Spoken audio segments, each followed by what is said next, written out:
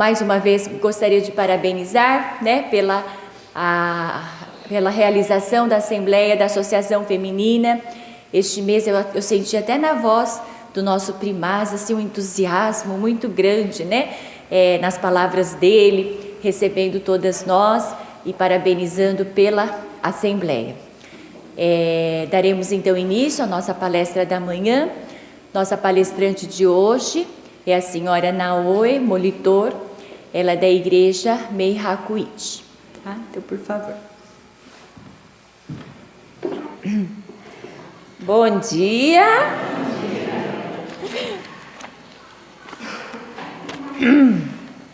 Então, gostaria, né, de parabenizá-las todas pela maravilhosa, né, realização da Assembleia Geral da Associação Feminina, né, do Brasil. Né, apesar, né, de não estar à altura e também de não gostar muito de falar em público, né, gostaria de realizar, né, esse desejo, né, do Chosan, né, e poder, né, dividir algumas experiências vividas por mim e pelos meus pais. Então, meus pais, eles se conheceram lá no Daikyokai, né, no Japão, e se conheceram, casaram, tiveram 4 filhos, né, e aí, na época dos 70 anos de ocultamento físico da Oyasama, né, através do pedido do primeiro condutor da igreja Mor, Meikyo, e do segundo Shimbashira-sama, ele queria formar, né, grupos de missionamento, né, para o exterior. E meu pai, né, ele foi convidado para vir para o Brasil. Então, sem hesitar, ele pegou e aceitou, né. Agora, minha mãe, ela ficou meio assim, e ela foi meio contra isso. A família dela também, ninguém queria que ela viesse para o Brasil, né. Fica no Japão mesmo, né, faz missionamento no Japão. Mas aí, como meu pai, né, com toda a obediência, né, falou, tá, eu vou, né, aí ela resolveu, né, acompanhar, mesmo, né, com 4 filhos pequenos, sabia que ia vir para um país que não sabia nem a língua, e também eles iam trabalhar em agricultura, e tinha pouco dinheiro. Então, mesmo com tudo isso, né, ela resolveu vir, né.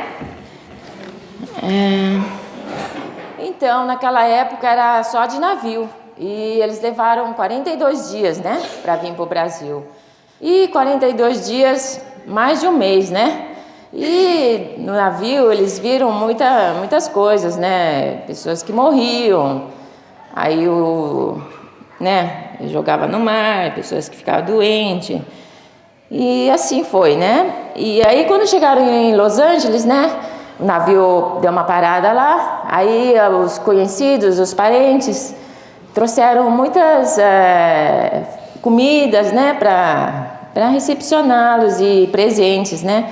Aí minha mãe ficou super agradecida e achou que aquilo lá era, né, um presente de Oyasama, né. Aí chegaram no Brasil em outubro de 1958, né? E depois foram num lugar chamado Barracão, e eles ficaram lá, e tudo terra, né? Barro, terra. Aí a casa onde eles ficaram, minha mãe, né, pegou aquele caixa de papelão, né, que usava como bagagem, abriu a caixa e colocou o altar em cima, né? Aí eles puderam, né, rezar todo dia, né, fazer o tstome e tudo. E depois ela começou, né, a ministrar, dar aula de japonês, né, para pessoas da comunidade lá. E com isso ela fez uma associação, né, dos pais, dos alunos, e começou, né, a fazer nyoigake e otaske para eles, né. Aí depois de um ano, né, eles foram chamados, né, para trabalhar na criação de bicho de seda. E só que assim, só tinha meu pai, minha mãe e minha irmã mais velha, né? Na época acho que ela tinha uns 11 anos. E o trabalho de bicho de seda, para criar bicho de seda é muito trabalhoso, né? Porque os bichinhos, eles comem muito, né? Eles têm que comer muito, folha de amora.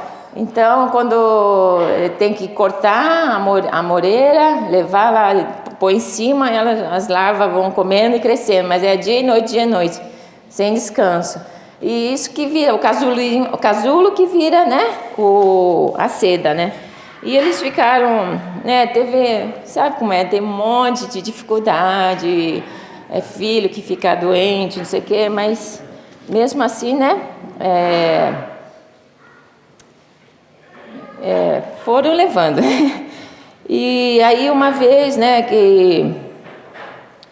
e aí nessa época tiveram muitas orientações, né, e aí eu gostaria, né, de contar algumas, só que na verdade essa época eu não era nascida ainda e eu só ouvi falar, né, mas a minha irmã, uma delas, né, a Sônia, tinha 6 anos. E um dia ela acordou com o olho super inchado, eu acho que na verdade são dos 2 olhos, né. E aí os meus pais, né, fizeram o sasuke e trouxeram aqui para Dendote, porque morava aqui perto, o barracão, né, perto. E aí levou para o médico, aí pôs um monte de colírio nos olhos, né, não sei, vários tipos. E aí chegou aqui no Dendote, aí o Joji-san, né, ele pegou todo mundo que estava ali e fez, né, o negai de tome e tudo, né. E aí, graças a Deus, né, ela recebeu a graça, né, e no dia seguinte não tinha mais nada, né.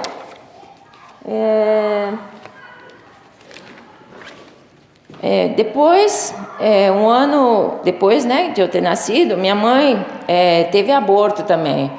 E aí um vizinho descobriu ela lá toda cheia de sangue, aí levou de caminhão, né, pegou a estrada e trouxe no médico. Aí quando ela já tinha sido medicada e tudo, já estava, né, aí apareceu lá minha mãe, o médico falou pro meu pai e minha irmã mais velha que tinha ido visitar, né, falou assim, que se tivesse demorado mais 5 minutinhos, né, ela teria morrido, né. Então a minha mãe, e aí soube, né, que meu pai e minha irmã tinham feito o negai de tome, né. Então aí ela sentiu muito grata, né? Sentiu amada. E aí, né, determinou o espírito de que se esforçaria mais ainda, né, no caminho, e ficou muito agradecida, né? Aí ela fala, aí esse aqui é um Fudesaki. O caminho atual, qualquer que seja o caminho, não lamentes. Alegre pelo real caminho posterior. Né? Depois, né, de 4 anos trabalhando na produção do bicho de seda, eles foram morar aqui no sítio da família Sakai, que é aqui em Bauru, né? E também passaram por outras dificuldades, mas a casa, né, era toda de alvenaria, né? Tinha água encanada. E trabalho na agricultura plantação de arroz, tomate, essas coisas era mais fácil, né? E né, as crianças podiam brincar, né? Que tinha lago e dava para pescar, tinha mais, né? E também não tinha tantos cobra, escorpião, essas pernilongos, essas coisas aí que realmente era assustador, né? Então um dia, meu pai fumava, né, naquela época. E, de repente, assim, ele resolveu parar de fumar. E aí ele começou a ficar perturbado, tipo esquizofrenia, assim. Aí ficava num canto, assim, num canto, né, quieto. E começou sonhava com gente morta. E minha mãe ficou muito preocupada, né. Aí ela... eles faziam o sasuke nele e tal, mas não mudava nada. Aí que minha mãe, né, lembrou que o superior dela havia falado, né? Levem 10 anos para adaptar o local, aprendam a língua e os costumes, mas passando 10 anos eu desejo que pelo menos uma pessoa dedique ao serviço de Deus, né? Então, como naquela época muita coisa para criar os filhos, trabalhar para poder sustentar, e sabe, não tinha nem tempo para nada, né? Naquela época, então a gente acaba mesmo, né, esquecendo um pouco esse lado de fazer nhoigaga, tasca também, né? Nossa, muita coisa para fazer, né? Então já era o 11º ano, né? E de repente minha mãe saiu assim e resolveu falar com o dono do sítio, que eles tinham feito um contrato, né? De, sei lá, uns, não sei quantos anos, mas sempre tem um contrato, né? De 1 ano, 2 anos. E não tinha feito nem, né, 6 meses e ela já queria sair, né? Aí ela resolveu falar com ele, pediu desculpa, não sei o que, explicou o motivo. E aí ela resolveu arrumar as coisas, né? Arrumar as coisas, sabe? E vir morar para São Paulo. Então minha mãe, ela sempre foi uma pessoa decidida, né? Sempre à frente. E aí meu pai voltou ao normal, mas ele não lembrava de nada dessas coisas que ele, né? Que ele passou, né? Aí foi quando fomos para São Paulo, um conhecido, né, da Tenikyo viu um lugar para a gente morar, uma casa lá no Birajara, né, em São Paulo, Zona Sul. E essa casa era para ser quitada em 3 anos. E aí meus pais, eles não tinham muito dinheiro, né? Na época que saiu lá do sítio. Mal tinha dinheiro para comprar comida, né? Então, imagina uma casa, né? Mas, né, graças a Deus, né? Os filhos, né? Na época já um pouco grande, né? Quer dizer, a minha irmã, que tinha vindo com 1 ano e meio, né? Do Japão, ela já estava com 10 anos. Foi trabalhar. Então, deixa eu começar do mais velho. Então, a minha irmã mais velha, né? Ela foi lecionar em uma pré-escola, foi ser professora de Yochien, né? De prézinho. A segunda irmã, hoje ela é lá do Tenryu, né? Okusan, ela foi aprender corte e costura, né? Foi morar com uma família. O meu irmão, que é o Katsan, né? Ele foi trabalhar com aprendiz de mecânico. E a Sônia, né? Ela foi, com 10 anos, ela veio primeiro para São Paulo. E então, foi trabalhar de empregada, né?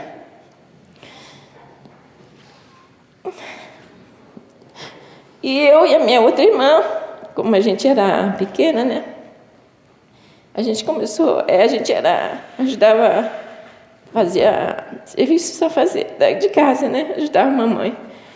E minha outra irmã ajudava minha mãe no corte e costura. Desculpa. Faz parte da família, eu te amo. Você chorou, né?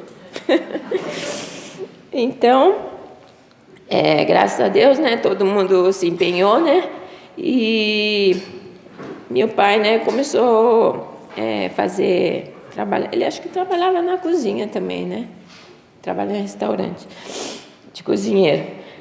Aí, graças a Deus, né, a gente conseguiu quitar a casa, e nessa época, né, aconteceram muitas coisas também, né? E uma delas é que logo que a gente mudou, né, para São Paulo, eu tinha 7 anos. E lembro que meu pai e eu, nós fomos na casa do meu primo, né, fazer Koshamatsuri, né?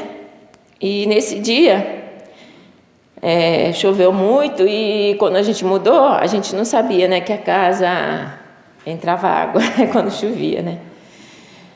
E foram pegos de surpresa, né? Porque veio aquela chuva e tinha um córrego atrás da casa, aí o córrego encheu e aí começava a entrar água pela privada, pelo ralo. Aí depois encheu tudo, 1,5 metro assim de água e quebrou o muro, né? E minha mãe nessa época ela estava sozinha com os filhos, né? E ela fazia corte e costura, né? Pegava um monte de roupa da fábrica e costurava com a minha irmã, né? E aí ela ficou desesperada vendo aquela água subindo. Aí ela pegou e catou lá as roupas da fábrica, né? Pois conseguiu pôr num lugar alto e ela lembrou, né? De proteger o altar, né? Que a gente tinha um altarzinho lá. Mas, né? Pensando bem, né? Aí nesse dia, né? Aí, a água, né? Levou minhas 2 irmãs, né? Só que o vizinho conseguiu pegar as 2, né? E salvar. E penso que se eu tivesse lá também, não sei sei lá, né? Não sei o que poderia ter acontecido, né? De repente podia ter acontecido coisa pior, né? E aí nesse dia também meu pai quase morreu, porque ele ficou preso lá foi abrir geladeira e estava cheio de água e deu aquele choque, né? Ele ficou grudado lá na porta, né? Aquele porta de geladeira, naquela época era aquele que faz assim, né? Levanta assim de alumínio, ferro, não sei. E ele ficou grudado, aí minha mãe teve coisa assim, desligou a tomada, né? Aí graças a Deus ele não ficou eletrocutado, né? E não, aconteceu um monte de coisa, né? Mas, né, graças a Deus a gente sobreviveu, né? E aí meu pai, através, né, da divulgação e da dedicação dos meus pais de fazer o Nyoigak e tal, eles conseguiram, né, dois fiéis que realmente foram um braço direito, né? E um deles, né, doou o terreno, né, onde é a igreja agora, e o outro casal, né, doou todo o material de construção. Então minha mãe fala que vinha caminhões e caminhões de areia, de terra, de pedra, sabe? Vinha um atrás do outro assim para, né, construir a igreja. E aí a gente trabalhava no salão de beleza. E aí todo final de semana, né, a gente ia lá. Era um prazer para a gente ir lá e papai cozinhava bem. E era gostoso, né, passar uma tarde com ele lá na construção, né. Então, aí depois, né, quando eu estava com, sei lá, uns 21 anos, não sei. E aí meu pai falou assim, você vai para o Japão fazer Senshuka, né? Senshuka. Senshuka é um curso que tem lá no Jiba, né? Para formar... É um curso bem puxado, sabe? De 2 anos. E eu nem sabia o que era isso, mas assim, eu também falei, eu vou, né? Fui. E, né, nos primeiros 3 dias, né, tem um tal de Shuren, né, que é temido por todos. Preparação, né, do espírito, né, para qualquer dificuldade que a gente tenha, né, durante o curso, né. E aí foi difícil, né. Mas era necessário fazer, né. E eu não falava muito, eu só falava com a minha mãe, com a conversa cotidiana e kanji, essas coisas, costumes, eu não sabia, né? Mas, e os livros, né, que a gente estudava lá, era tudo em japonês e nem conseguia ler direito. Então, a parte teórica quase eu não consegui pegar, né? E a gente fazia muito Hinokushin, né? Era a época antecedendo 100 anos, né, do ocultamento físico da Oyasama. Então a gente limpava todos aqueles telhados lá do Shinden, sabe? Foi legal, né? Uma vez a gente fazia Hinokushin, eu fazia Hinokushin lá no Teinieki, né, que é a estação de trem, para recepcionar os meninos lá. A gente colocar aquele calor lá, de colocar aqueles bonecos no Igurumiri, né, que fala, uns bonecos de, sei lá, urso, coelho, e ficava lá na plataforma, lá, aquele calor. E mesmo lá a gente fazia um sinokshin, então eu tinha que ficar limpando os tatame que tinha lá para fazer descanso, né, a gente ficava descansando. E os tatame, eles são colocados assim, um assim, outro assim, e eles vão fazendo um jogo assim, né, não é tudo assim, eles vão colocando assim. E cada tatame é assim, né, riscado assim, e no Brasil não tem nem isso, né, aí já limpando assim, qualquer jeito, para mim é qualquer jeito, mas é assim, né. Aí quando chegava no tatame que tinha que limpar assim, né? Eu limpava assim, contra a fibra. Aí a senpai falou assim, limpa com o coração. Falou bem bravo. Ai, meu Deus do céu. Mas como assim? Mas depois ela ficou sabendo, né? Até pediu desculpa, porque no Brasil não tem esse tipo de piso, né? Como que eu ia saber? E, né, mas assim, foi bom. Aí, né, a gente aprendia o tefuri bem, assim, rigoroso, né. A afinação também a gente aprendia os narimonos e preparava a missa, né, fazia a oferenda, tudo aquilo a gente fazia, lia o Fudesaki toda manhã. E foi muito legal, assim, a parte, de repente eu não tenho aprendido muito a parte, assim, de teoria, essas coisas, mas essa parte de, sabe, mexer com o coração, aprender a ser, com sentimentos, respeitar a hierarquia, ser obediente, que mais? Ter respeito pelos mais velhos, senpai, aquelas coisas, né? Isso aí eu acho que eu consegui captar um pouquinho, né? E aí no final do curso, né, a gente tinha que fazer, no final do curso não, perdão, durante o curso, né, a gente tinha que fazer uma lição de casa, que era, a gente tinha que copiar, né, tinha que ralar o sumi lá do carvão para escrever com pincel, né, igual, né, na época da Oyasama, quando foi escrito o Fudesaki. Então tinha que ralar assim o carvão e molhava o pincel e escrevia uma página assim, todo dia tinha que fazer do Fudesaki. Aí no final do curso, né, eles deram o Fudesaki que a gente escreveu, um livro desse tamanho assim, encadernado, tudo para ficar de lembrança com a gente, né? Agora pergunta se eu sei ler aquilo lá hoje. Falei, caramba, não dá para ler mais. Então, e a gente tinha que fazer no final do curso, né, escolher um tema e escrever no final, tipo repórter, né, não sei, reporter, né, não sei como traduz. Então, né, então graças, né, a essa aí,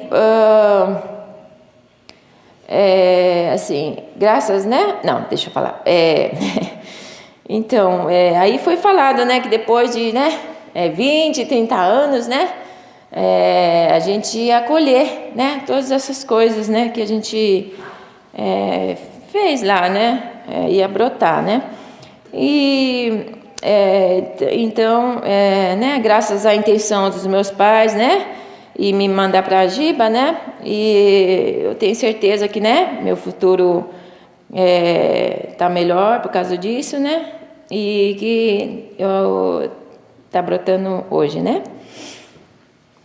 Então, aí já passaram 10 anos, né, que eu trabalhava e estava bem confortável, né. Só que aí, quando chegou em 2006, em agosto, faliu, né, onde eu estava trabalhando faliu. E, nossa, eu fiquei assim sem rumo, né. Então, eu vim aqui para o Dendocha, aí escutei a palestra da manhã, que eu sempre gosto de escutar, né? E aí o Mário Sakai, ele estava de palestrante e mencionou, né, sobre o episódio da Masuilin, né? Que mesmo no dia de muita neve, enfrentando muitos obstáculos, foi visitar Oyasama, que ficou muito feliz em vê-la. Ouvindo aquilo, achei que fosse uma mensagem vinda a mim, né? Por Oyasama. Então, imediatamente após a palestra, né? Eu fui lá no Shinden, o meu marido, né? Estava lá já sentado lá para fazer a missa. Aí eu falei para ele, né? Ó, eu decidi que determinei que eu vou lá para fazer Sampai do Jiba, né? E aí ele falou, nossa, que bom, né? Que você decidiu isso. E ficou muito contente, né?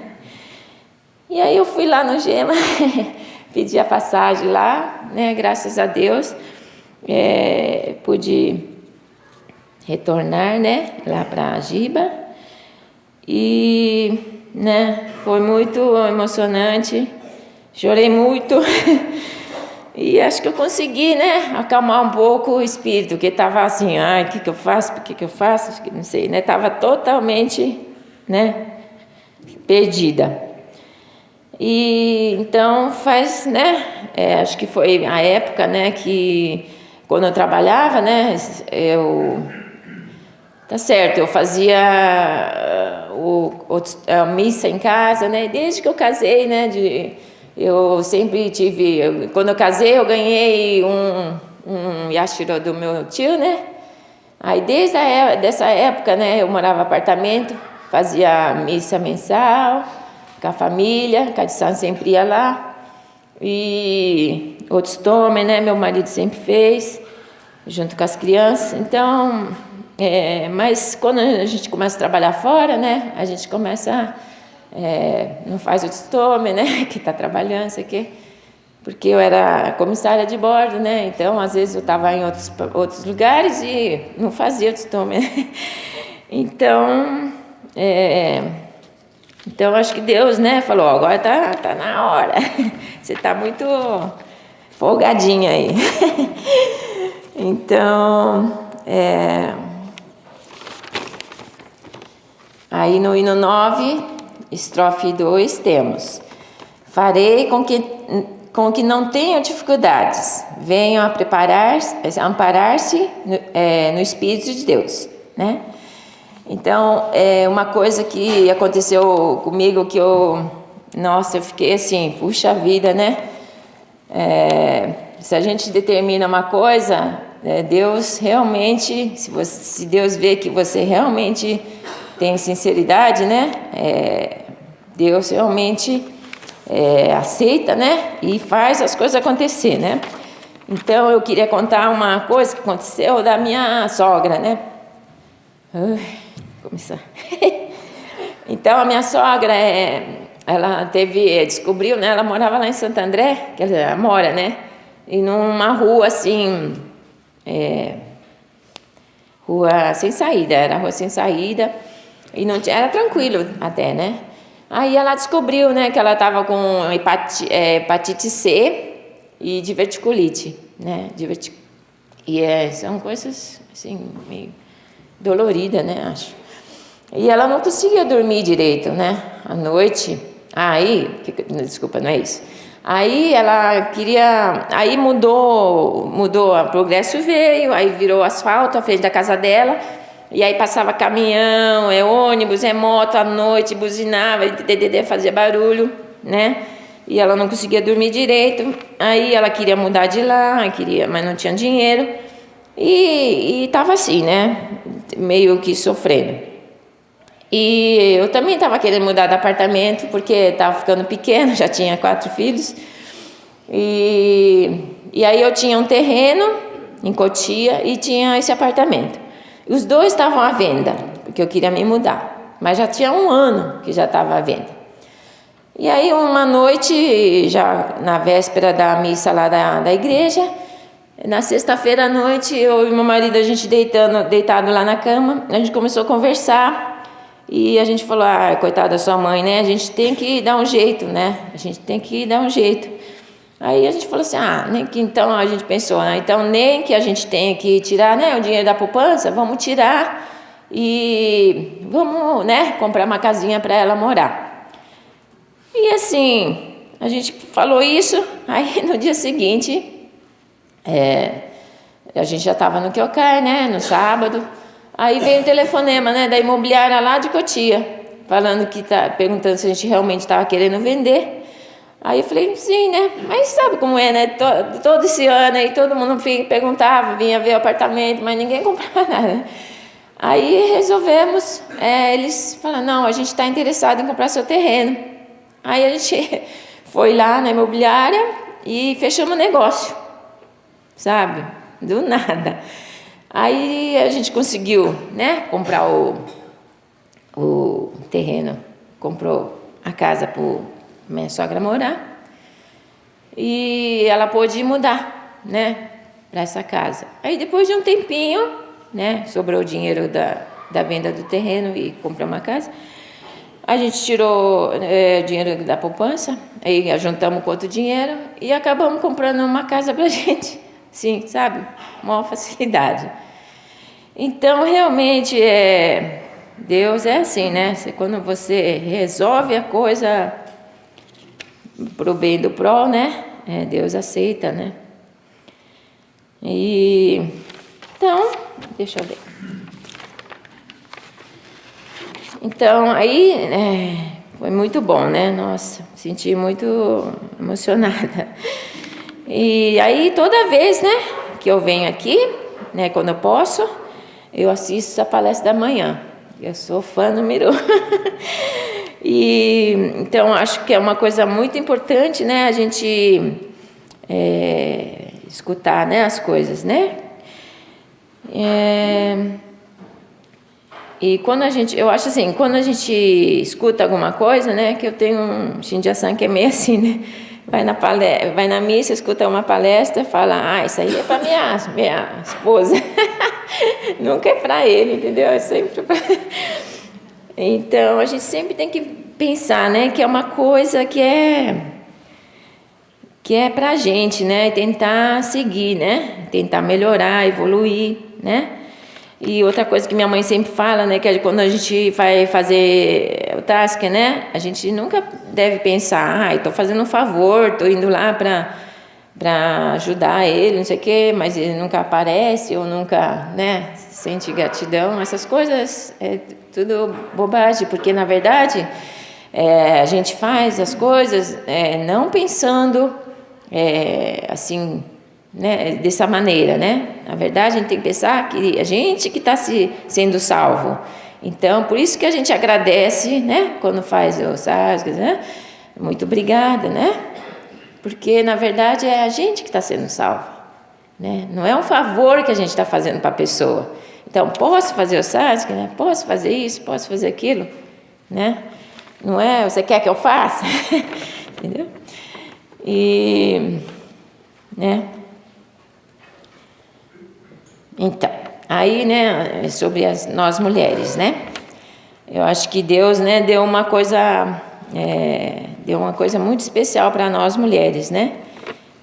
Que então, a mulher é uma pessoa, mulher é tudo, né? É a base, né? Então, se você conseguir, né, usufruir dessa coisa que a gente tem, né? A gente tem inteligência, tem sabedoria. Se a gente conseguir usar isso aí, psicologia, né? A gente acho que consegue alcançar tudo na vida da gente, né? Então, só falar um pouquinho do meu sogro, né? Não sei se eu tenho tempo, mas o meu sogro, ele nasceu, não sei se tem algo a ver, mas meu sogro é penúltimo filho e os pais eram primos, né? E ele, meu sogro e o caçula, eles nasceram cegos, né? Mas o pai dele, a mãe, sempre tratou ele como uma criança normal. Então, o pai dele era chefe de estação de trem. Aí ele andava nos trilhos, no vagão vazio, ele corria em cima do teto lá. E o pai nunca, sabe, Então ele se sentia uma criança normal e ele teve uma vida normal. Trabalhou 25 anos na Vox de empacotador e nunca faltou, né? E ele sempre foi muito dedicado, a mãe também, né? Mas aí ele é cego, né? Mas assim, graças a Deus, né, a gente, os nossos filhos, os netos, né, e os filhos dele, né, nunca nasceram, não tiveram esse problema, né? Então, às vezes acontecem algumas coisas assim relacionadas ao olho, eu fico meio preocupada, mas, né, graças a Deus, né, ninguém nasceu com essa predestinação de vista, né? E tudo que vemos e ouvimos fazem parte da nossa predestinação. Tudo é motivo para a nossa reflexão, né? Acumular virtude ou não depende da maneira de agir e aceitar o que vem à nossa frente, como nos exemplos dos meus pais e meus sogros, né? Que sempre se esforçaram, mesmo nas dificuldades, mesmo nas circunstâncias mais difíceis da vida, né? E aí eu escrevi aqui, né, por fim, né, o fruto da dedicação de apenas 2 pessoas, né, meu pai e minha mãe, entre filhos, netos, bisnetos, né, e os que vieram fazer parte da família uteniquiana da Mexico, são 56 membros, né. Aí depois de ouvir a Dona Teresa falar que é 433, falei, mas é minha mãe aqui, não é minha bisavó. Quem sabe a gente chega lá, né, Dona Teresa? Então, né? Então é isso, né? Eu gostaria, né, até que não foi tão ruim. Gostaria de agradecer, né, a todas. E desculpa alguma coisa. E muito obrigada.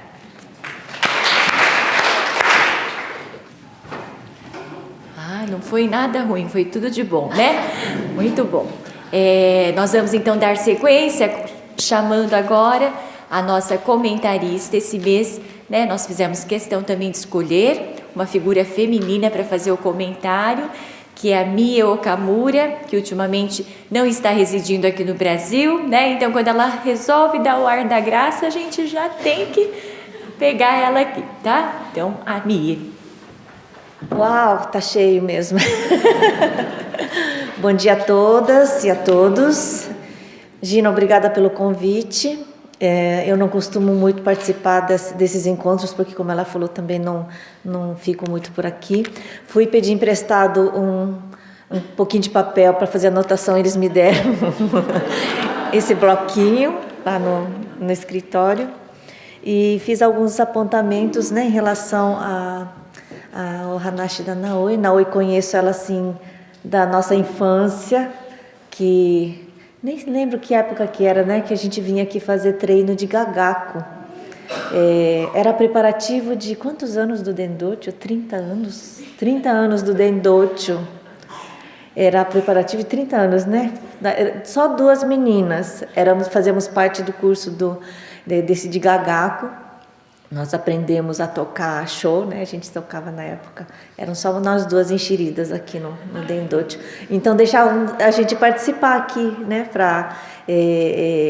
Era como se fosse um treino para o dia do evento. Então, deixavam a gente participar no dia do Matsuri para tocar. Mas também a gente tinha que ficar esquentando, cuidando das coisas de mulher, né?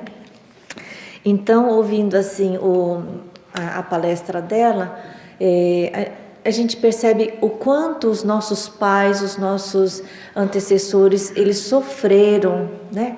Eles sofreram para que nós tivéssemos uma vida mais confortável, uma vida sem preocupação, uma vida com um pouco mais de conforto do que eles tiveram, né? E a gente não tem noção desse sofrimento que eles passaram, né? A gente às vezes passa uma vida tão tranquila, pensando assim, minha vida, minha infância foi tão boa, eu tive de tudo, mas você não sabe o quanto os seus pais, né, sofreram para te dar este conforto, né? Eu digo isso porque eu acho que eu tive uma infância feliz, uma infância despreocupada, nunca precisei trabalhar como aconteceu no caso dela, né? Mas também porque eu não sabia o que meus pais passavam, né? Quando a minha mãe casou-se com meu pai já era uma pessoa falida. Ele já herdou uma firma falida do meu avô, né? Meu avô tinha ele cuidava de uma empresa grande de importação, grande para a cidade onde a gente vivia, né? E essa empresa pegou fogo.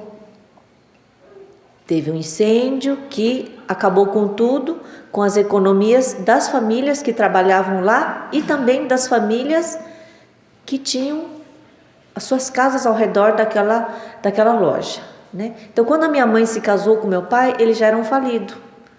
Eu nasci dentro de uma família falida, mas nunca percebi isso, né? Meu pai levou anos para poder pagar essa dívida que era do meu avô, porque uma vez que essa casa se incendiou, essa loja se incendiou, meu avô também fez a determinação de ir para onde? Para o Kyokai.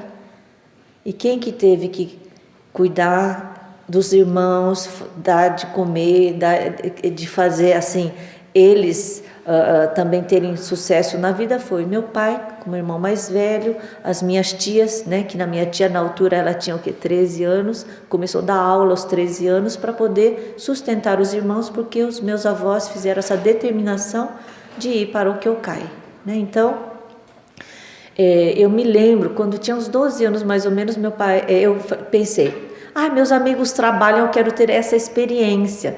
Assim, na minha cabeça era assim, só experiência de vida, porque eu não sentia que eu tinha essa necessidade, não sentia que nós passávamos por alguma necessidade. Mas por quê? Porque meus pais nunca deixaram nós, filhos, sentirmos que nós tínhamos essa dificuldade assim, dentro de casa. Então, o amor que nossos pais, né, tiveram por nós, fizeram com que... Então, chegava assim, época de ir na escola. Minha mãe falava, vai lá na livraria e pode deixar marcado. Eu pensava, puxa, meu pai é importante, né? Porque eu posso chegar na loja, deixar marcado, não preciso nem levar dinheiro. Deixo marcadinho ali e levava as coisas que se precisava do material da escola. Mas é porque não tinha dinheiro, né? Deixava marcado porque não tinha dinheiro. Então, assim, a noção que a gente tinha, né, desse conforto era porque eles nos passavam essa segurança, né, de que eu não precisava me preocupar, mas na verdade meu pai estava ali, o dinheiro não chegava em casa, porque aquilo que ele conseguia de salário ia para onde? Pagar aquela dívida que era do meu avô, né? Então eu acho que essa questão assim né, do amor que os pais têm por nós, do amor que eles é tão grande, né, que faz com que nós possamos passar por essa vida sem essa preocupação. Eu só depois de crescida, depois de grande, que fui saber dessa história, conhecer, né, quanto os meus pais sofreram. Minha mãe, quando ela casou, tinha os sogros e um batalhão de irmãos morando ali, porque meu pai são 9 irmãos, né? Todos moram. Imagina, a pessoa vem, acha que casou só com aquele que era o namorado, não, casou com a família inteira, né? Mas uma família inteira de falidos, né? Então a minha mãe veio para essa casa, né? E até hoje ela fala, né? Meu avô, não sei para quem conheceu o meu avô, era uma pessoa assim super rigorosa, né? E ele sempre dizia assim para minha mãe: enquanto os meus olhos estiverem pretos, eu vou te educar, né? Então, era uma pessoa que foi bastante rigorosa, principalmente com a minha mãe, porque ela era a nora que morava em casa, né?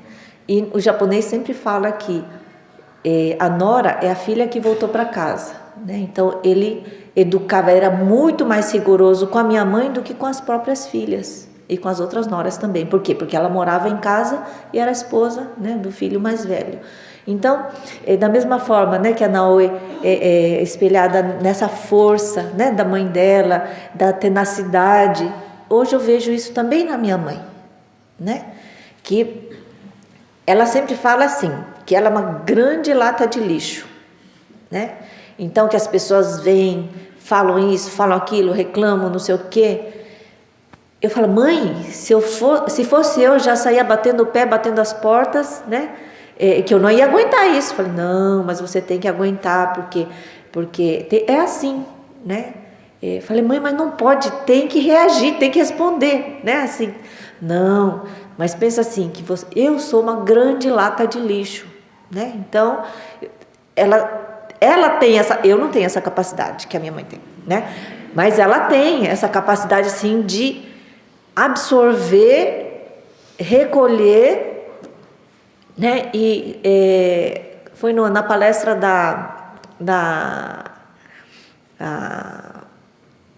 de ontem, né? Ai, desculpe, me fugiu o nome da Tereza. Desculpa, Tereza.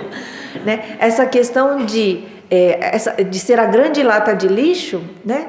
E aquilo que é detrito, que você planta e você depois você utiliza como adubo para colher aqueles bons frutos, né? Então eu acho que é isso, né? Que é esse papel da minha mãe, ela tem feito em prol nós, os filhos. Então hoje, né? Eu, meus irmãos, nós colhemos, não é mérito nosso, né? É mérito dos meus pais, mérito da minha mãe, né?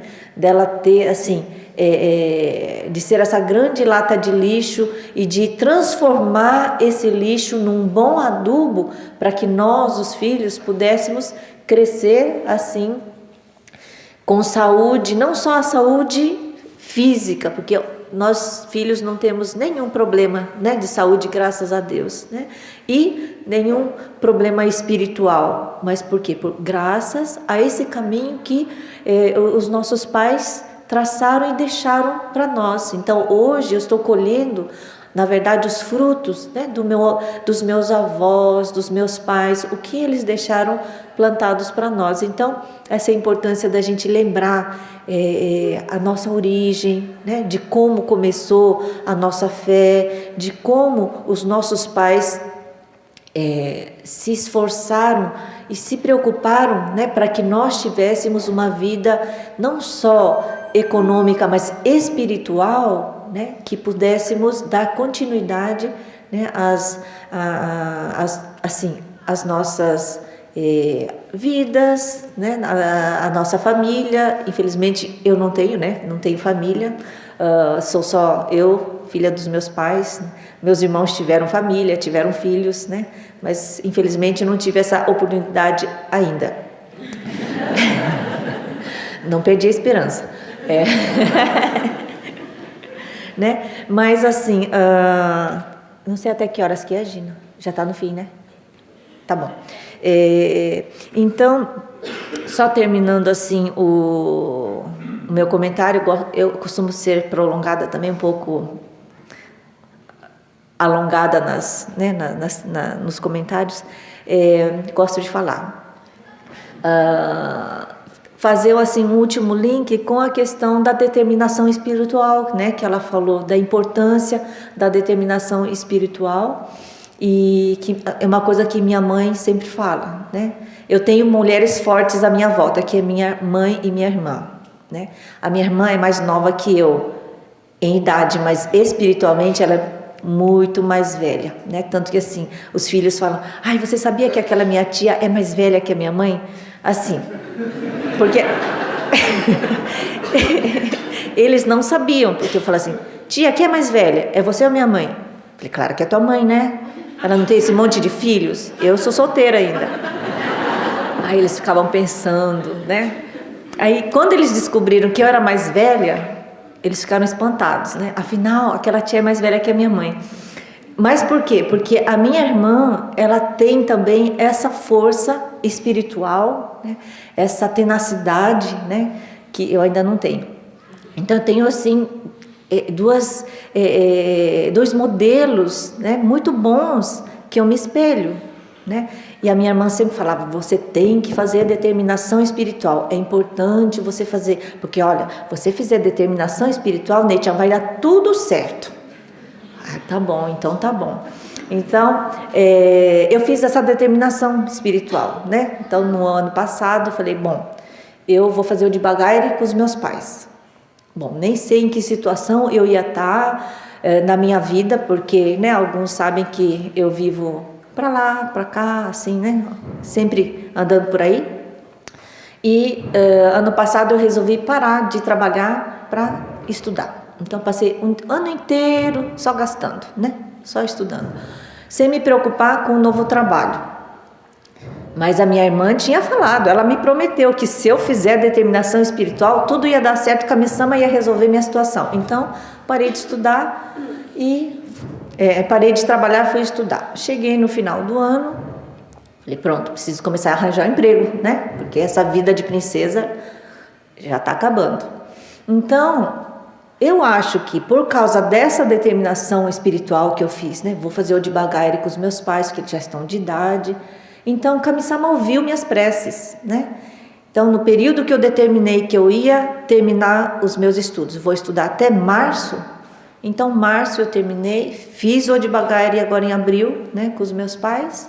E em fevereiro eu recebi o aviso de que eu já tinha um emprego, né? Então, mas meu prazo era março, né, terminar de estudar. Ai, quando é que você pode começar? Eu falei, só depois de abril, porque eu tenho uma viagem para o Japão que eu vou fazer uma peregrinação à minha igreja.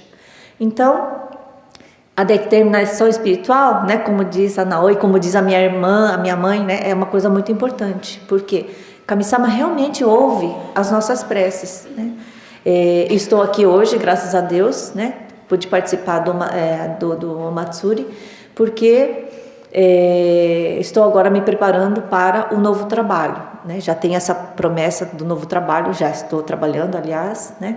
Um pouquinho à distância, mas porque eu acreditei no que a minha irmã me falou, né? No que minha mãe disse, que a determinação espiritual é tudo, né? Então, se a gente acredita que Deus vai nos apoiar, né? O Yagami-sama vai nos apoiar, então a gente tem que realmente fazer essa determinação. E assim, faço os links, né, da história dela com a minha história e termino então os meus comentários. Muito obrigada.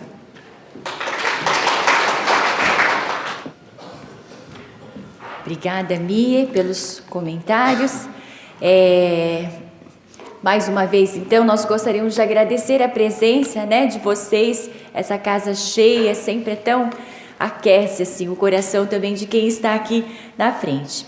E eu também, no período que a Nao esteve lá, né, no Japão, fazendo Nodiba, fazendo Senshuka, eu também tive, né, a oportunidade de ficar lá durante um ano, fazendo Hinokushin no Shonenkai. Então, eu tenho assim alguns fatos pitorescos assim que a gente tem na memória, que quando eu cheguei lá, como eu fui através do Dendocho, eu fiquei alojada no Brasil-Canadá, né? No alojamento Brasil-Canadá. Eu sou do Bauru-Kyoken, mas fiquei alojada lá. E lá estavam Mie, estavam já Helena Ishizaki, a Yasuo Miota, né? Todas ali residindo lá também. E no segundo domingo, para quem já, né, esteve lá, já sabe que os brasileiros, todos os fiéis do Brasil se reúnem no Brasil-Canadá para fazer a reverência, porque coincide com a missa mensal aqui do Dendocho, né? Então, eles já estiveram lá, né? Porque o Japão tem 12 horas adiantadas e se reúnem lá. Então, todo mundo vinha lá. E vinha o Senshuka 6 também, né? E a Naoi também vinha. E chegando ali, eu comentei, acho que não sei se com a Helena ou com a Mia. Falei, eu preciso cortar cabelo. Na época eu tinha o cabelo comprido, né, franja e tal. E, onde que tem um lugar mais barato? Porque o que a gente mais usa lá é o mais barato, né? É o mais barato. Quanto custa, né? Quanto é? Aí ela, acho que foi a Mia mesmo. Não gasta não. Como que você vai gastar? Né? Porque a gente recebia assim o atai, né, que a gente fala, uma ajuda de custo de 10 mil ienes por mês do Shonenkai, né? Então, com esses 10 mil tinha que fazer acontecer o mês inteiro. Não, tem uma menina do Senshuka que corta cabelo. Adivinha quem era? Aí logo, já acho que no primeiro encontro, não sei se ela lembra, mas vou eu lá no banheiro lá do Brasil-Canadá e ela cortou meu cabelo de graça. E outra coisa também, que eu achava muito engraçado, no Senshuka, né, tinham as meninas, Mia também era Senshuka Sei, Aí tinha, eu não vou nem citar nome, tá? Não vou entregar ninguém, mas tinha uns que eram assim os terríveis mesmo, né? Aí diz que um se meteu numa confusão um dia e a coisa começou a complicar. Aí diz que ele pegou e acho que nem ela sabe, mas diz que chamou ela assim para ficar ali com ela meio, porque a Naoi, ela se destacava pela altura, né, grandona, né, japonesa assim, geralmente é tudo miudinha, pequena e muito, aí diz que chamou ali, né, mas é que é meio que para intimidar a pessoa que estava ali querendo arrumar confusão. E era do Brasil, né, e a gente fala muito com as mãos, fala mais alto, então aí acho que a pessoa já fica um pouco intimidada. E também ela chegava sempre cansada mesmo, que ela realmente vestia aquelas roupas, né, de pelúcia, imagine, no verão do Japão, você tem que usar, né, camiseta já é dura, imagine você tem que pôr fantasia. Mas eu acho que era por causa da altura dela, porque no Shonenkai uma vez falaram, chegou isso aí, né, não, tem uma Senshu Kasei do Brasil, acho que você conhece, Gina, Senotaka-isto, né? Aí diz que foram atrás dela e diz que iam escolher ela a dedo ali para ser uma das pessoas que iam ficar lá na estação para receber as crianças. Então, né, é muito assim, a gente começa assim a relembrar, e ela contando o fato do tatame.